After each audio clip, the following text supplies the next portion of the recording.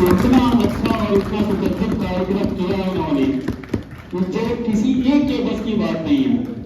जब पूरे प्रदेश से बार बार यह आवाज आने लगी कि प्रदेश कार्यकारिणी की मीटिंग होनी चाहिए, और कभी मथुरा का नाम आता, कभी लखनऊ का नाम, कभी कानपुर का नाम आता, इन्होंने उस जिम्मेदारी को उठाते हुए और बोला कि कार्यक्रम हम कानपुर में कराएंगे, और कानपुर में वो रूपरेखा दी जो हमारे सभी जिलाध्यक्ष जो यहाँ जिलाध्यक्ष आए हैं या हमारे प्रदेश के लोग से जो आए हैं, इस कार्यक्रम को देखकर ये सीखे कि कैसे हमें कार्य करना है, क्या बैनर का रूप होता है, क्या तरीका होता है, कैसे किसी को सम्मान दिया जाता है, वो सब राजकुमार सिंह जी से सीखिए। ये सीखने लायक चीज है। और मैं बार बार बोलूंगा आपको इस मंच के माध्यम से, मैंने ये भी सुना कि कुछ लोगों से कई शिकायतें मिली कि अनुपम जी बात नहीं कर पाते हैं।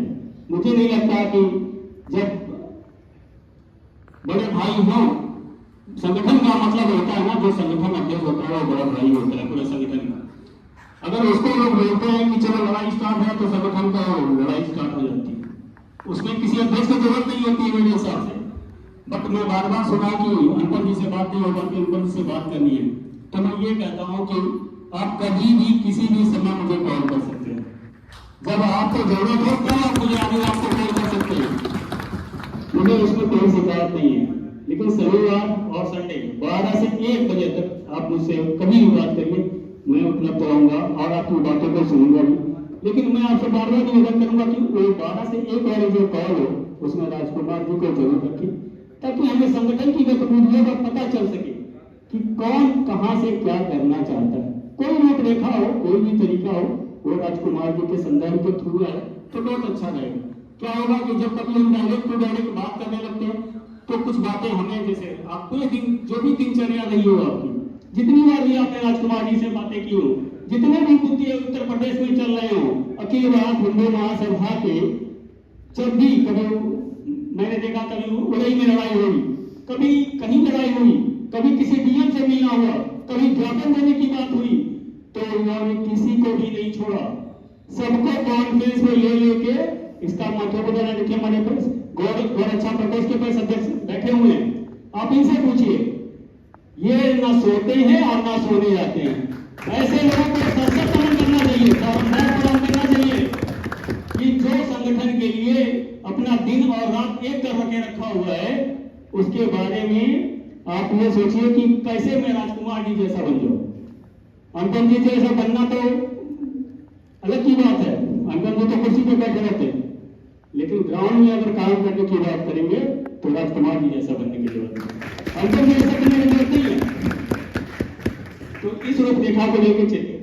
जो अभी मैं मुद्दों की बात कर रहा था, हिंदू राष्ट्र की रच को गति देना, अभी मैंने सुना कि बोले कि पहले लड़ाई की स्टार्टिंग की कानपुर से हुई, तो बलिया के रहने वाले हैं, आपको मैं बताता हूँ, राजकुमार जी का जो घर है वो बलिया का है, तो बागी बलिया है और बागी बलिया की टीम भी पीछे बैठी हुई है, ठीक है। शाहजहांपुर है, लखीमपुर है, जो बॉर्डर को सुसज्जित करते हैं।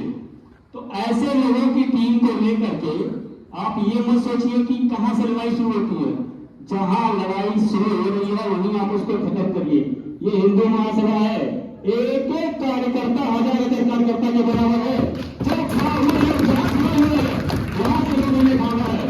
आज तक किसी भी इतिहास को उठा के आप देख लो, पूरे इतिहास को उठा के देखना, जब भी किसी का नाम नाथुराम गोडसे ने किसको गोली मारी, गांधी को गोली मारी, 2 गोलियां गांधी को मारी, तीसरी गोली किसी और ने मारी सारा, और नाम लगाया कि नाथुराम ने गोडसे को मार गए।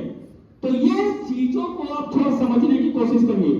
जब कोई बड़ा मुद्दा आया है, वहां पे हिंदू महासभा ने उसको उठाना है और उसको खत्म किया है। अभी आप बात देखिए, जब आतंकवाद का मुद्दा चल रहा था, किसने किया? स्वामी चक्रपाणी जी महाराज ने आतंकवाद का खत्मा किया। आज हिंदू राष्ट्र का मुद्दा है। अभी देखिए, सुन रहा था, आपने बोला कि बहुत सारे नवमी में बहुत सारे नरसंहार वो होता है, नरसंहार किया गया। अभी बलिया में बरेली में नरसंहार तो हो रहा था, आपका नवमी तो चल रहा था, नरसंहार तो हुआ।